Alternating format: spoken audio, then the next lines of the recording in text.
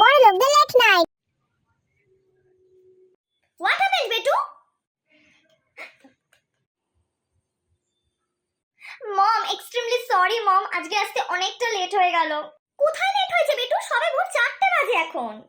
I am so sorry mom. ও বেটু, সবাই পার্টি করে না 4টে 5টাতেও ফেরে, তুমি এমন কিচ্ছু লেট করনি, তুমি সরি বলতে হবে না। ও মম, তুমি এত সুইট কেন আর কিভাবে? ওকে বেটু, আমিও খুব টায়ার্ড আছি আর তুমিও নিশ্চয়ই পার্টি করে এসে খুব টায়ার্ড হয়ে গেছো, তুমি ঘরে গিয়ে এখন রেস্ট নাও, okay? Okay mom, bye, good night. আমাদের লেট নাইট। কি রে, কটা বাজে? এমনা কিছু না বলে বলে তোর বেশি পা লম্বা হয়ে গেছে না? বাড়ি থেকে বের হলে তোর বাড়ির কথা মনে থাকে না? 7টা বেজে গেছে, 7টা, মাঝরাত হয়ে গেছে, বুঝেছিস? 7টা আবার কবে মাঝরাত হয়ে গেল রে বাবা?